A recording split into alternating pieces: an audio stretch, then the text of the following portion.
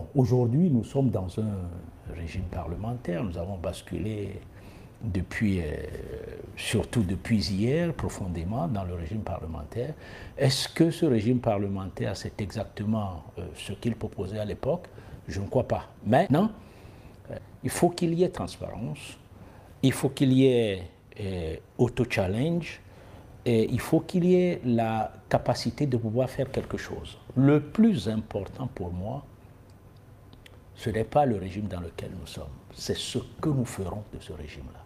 Qu'est-ce que les Togolais feront exactement du régime parlementaire dans lequel ils s'inscrivent aujourd'hui? Est-ce que ce sera une gouvernance exactement comme hier, mais juste avec un autre habillement, une autre appellation, 5e République, régime parlementaire, ou alors ce sera une gouvernance beaucoup plus, comme il l'a dit, transparente, beaucoup plus de justice sociale, de répartition équitable des ressources du pays entre les différentes composantes de notre pays?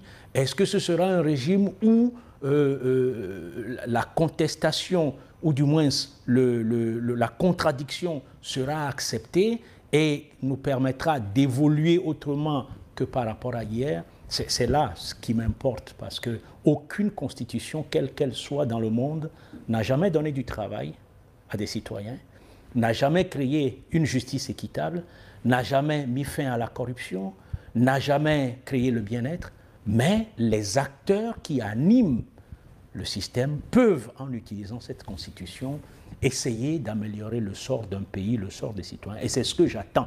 Et je donne souvent l'exemple de la Chine. La Chine n'est pas une démocratie, mais la Chine est aujourd'hui la première puissance économique du monde, la deuxième puissance militaire dans le monde.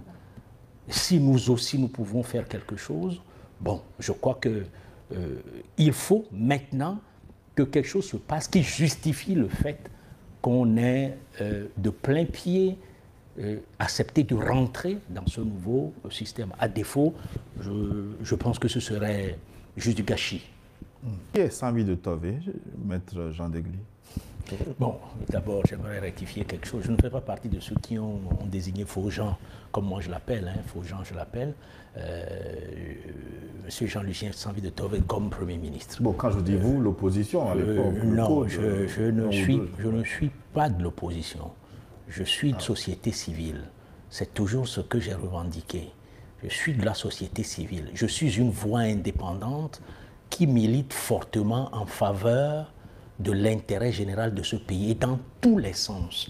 Et je l'ai toujours dit, les gens qui disent opposition, opposant, ils disent non. En fait, si on considère la définition de l'opposant en tant que tel, je ne pourrais pas me classer là-dedans. Je me classe plutôt parmi les défenseurs des droits humains et dans la société civile. C'est ça mon rôle.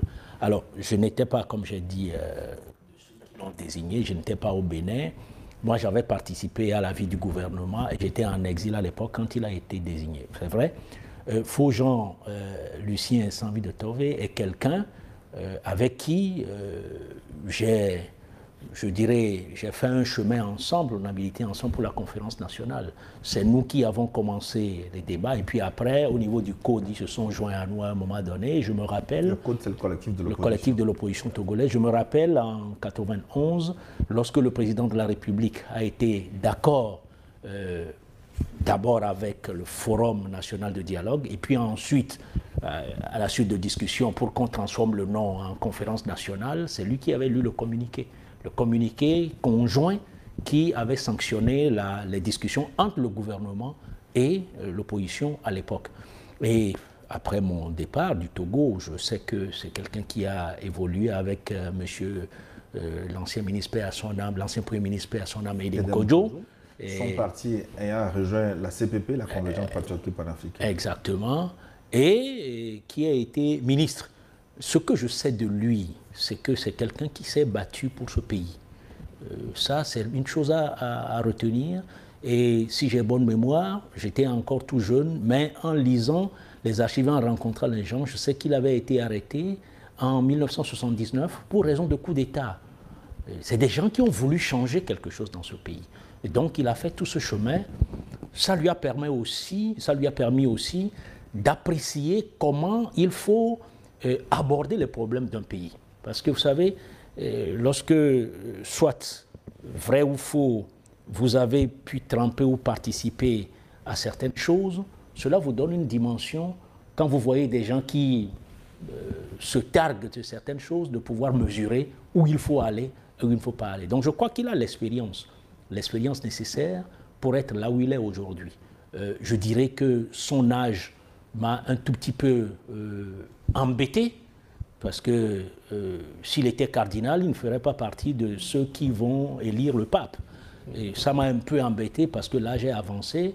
Et 86 ans, il faut le dire. Oui, 86 ans, c'est un peu avancé. Je ne sais pas s'il a encore toutes ses capacités aujourd'hui pour pouvoir occuper ce poste qui, tout en étant classé comme inutile, est en réalité très utile.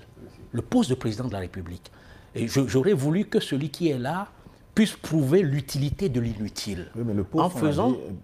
est-ce qu'il n'est pas plutôt honorifique? Est-ce qu'il a du contenu, le poste est honorifique, mais il peut jouer beaucoup de rôles. On dit inaugurer les chrysanthèmes, mais il faut faire attention. Quand vous voyez le fonctionnement du régime parlementaire dans plusieurs pays, vous constatez que le président de la République est à un moment donné comme un médiateur. Et il joue beaucoup de rôles. OK? Et si le président du Conseil a son écoute, certainement il peut agir sur beaucoup de choses. Et c'est ce que moi j'aurais souhaité que le président de la République puisse faire. Nous avons au Togo beaucoup de problèmes. Nous avons aujourd'hui un problème que moi je considère comme fondamental, qui est un problème de la nation, de la réconciliation nationale. Les Togolais, depuis les indépendances et depuis avant les indépendances, n'ont jamais réussi à parfaire une réconciliation nationale qui leur permette de mettre en place une véritable nation et d'en avoir un père. Nous sommes en train de chercher. La fois dernière, il s'agissait de savoir si c'est Olympio qui était le père de la nation ou si c'est Iyadema. Oh, ni l'un ni l'autre, j'ai dit, n'est père de la nation parce que nous n'avons pas encore la nation. Le président de la République actuelle, il peut, au lieu de le nommer garant de l'unité nationale, on a préféré utiliser symbole. Ça a diminué encore un peu la teneur de la chose, mais il peut essayer de jouer un rôle qui permette au président du Conseil d'impulser tout ce qui est nécessaire et que demain, nous ayons véritablement une réconciliation nationale, une harmonie, et pourquoi pas de faire de celui qui est là aujourd'hui et de lui-même ceux qui auront créé la nation véritable togolaise et d'être les pères de la nation. Donc, Faux Jean Sanvi de Tové, Jean-Lucien Sanvi de Tové, je crois qu'il a encore quelque chose à faire et sous réserve de son âge, je pense qu'il pourra faire un travail qui aille dans le sens de l'international. Bien évidemment, si la main libre lui est laissée pour le faire et s'il n'est pas trop confiné dans les limites extrêmes de ce que dit la Constitution. Maître Degli, est-ce qu'on peut considérer ce qui arrive au Togo là comme une forme d'alternance? Alternance? Je ne pense pas. Je ne pense pas. Je pense qu'il y a un changement, mais je ne pense pas qu'il y a alternance. Je pense qu'il y a un changement. Pour le moment, celui qui est le chef de l'exécutif effectif au Togo, là où on parle généralement d'alternance, c'est toujours le président Faure Gnassingbé. Donc, bon, l'alternance, quand on en parle, on parle toujours d'abord de celui qui incarne le pouvoir, l'exécutif. Est-ce qu'il a changé? Je ne crois pas. C'est toujours le président Faure qui incarne l'exécutif. Le président de la République, et notamment Faux Jean Sanvi de Tové, est dans un rôle honorifique. Donc ce n'est pas celui qui est dans le rôle honorifique qui incarne l'alternance. Ce n'est pas possible. Le président de la République dans un régime parlementaire n'incarne pas l'alternance. Lorsque vous prenez par exemple l'Allemagne, il y a eu dernièrement alternance parce qu'un autre parti a pris la majorité et a nommé un chancelier. Lorsque vous prenez la Grande-Bretagne, il y a eu entre-temps les conservateurs qui ont perdu le pouvoir et les travaillistes sont Starmer est là aujourd'hui. Il y a alternance. Mais chez nous, pour le moment, c'est le même parti, le même visage de l'exécutif qui est là. Demain, même à l'intérieur de ce parti, si ce visage changeait, on pourrait peut-être commencer à parler d'un changement qui aille vers l'alternance. En tout état de cause, aujourd'hui, ce qui est important, alternance ou pas alternance, c'est ce que nous ferons de cette 5e République, de cette nouvelle constitution, de cette nouvelle configuration. Si tout ce que les Togolais peuvent attendre, notamment en ce qui concerne le bien-être, peut sortir de là, bon, écoutez, vous savez, il y a des gens qui ont gouverné leur pays pendant plusieurs années et qui ont donné des choses. Singapour a été gouverné par la même famille pendant des décennies et est devenu aujourd'hui une des lumières du monde. Si nous pouvons le faire nous aussi, bon, la question de l'alternance ne se poserait pas. Mais c'est si nous restons dans ce qui a été le passé et on est arc-bouté sur le bien-être réservé uniquement à une petite portion de la population, dans ces conditions, le problème d'alternance se posera toujours. Moi, je dis, et j'ai défendu ça souvent, j'ai dit, je voudrais que ceux qui gouvernent, à l'époque c'était le président de la République, que le président de la République gouverne et fasse en sorte que les Togolais oublient même le poste de président de la République. C'est-à-dire que la gouvernance est tellement bonne, chacun y trouve tellement son compte, qu'on en vient à oublier qui est là, de quelle famille il est, de quelle ethnie il est, comment il s'appelle, parce que chacun, dans ce régime-là, dans ce système-là, trouve son compte. Mais tant que nous n'aboutirons pas à ça, nécessairement, le problème d'alternance se posera. Et en tout état de cause, aujourd'hui, vous, qu'est-ce qui doit changer? Ah, mais énormément de choses doivent changer, hein? Énormément de choses. Je ne sais pas si vous considérez que ce qui se passe dans notre pays ou qui s'est passé depuis notre indépendance jusqu'à aujourd'hui a contribué au bien-être des Togolais. À 90%, moi je dirais le Togolais n'a pas encore le bien-être. Il faut que le Togolais ait le bien-être. Il y a des efforts qui sont faits depuis un certain temps, mais ces efforts doivent être beaucoup plus importants encore. Je voudrais que demain, ceux qui parleront comme ministres du leadership éclairé du chef de l'État n'en parlent pas pour un puits qu'on a construit dans un village, mais en parlent pour de grandes réalisations qui montrent véritablement que le leadership du chef de l'État, du président du Conseil, est un leadership extraordinaire, est un leadership éclairé. Mais qu'on revienne dire aux populations que bon, parce qu'on a construit un puits sur lequel on a pris les 3/4 de l'argent qu'on a mis en poche, c'est le leadership éclairé, je crois que c'est même ternir l'image du chef de gouvernement, qui était le chef de l'État hier, que de parler de ça. Donc, beaucoup de choses sont à faire. Je prends un exemple. Dans notre pays, pendant des années, lorsque vous allez en justice et que vous avez une décision, vous gagnez un procès, la décision est enregistrée à un prix forfaitaire.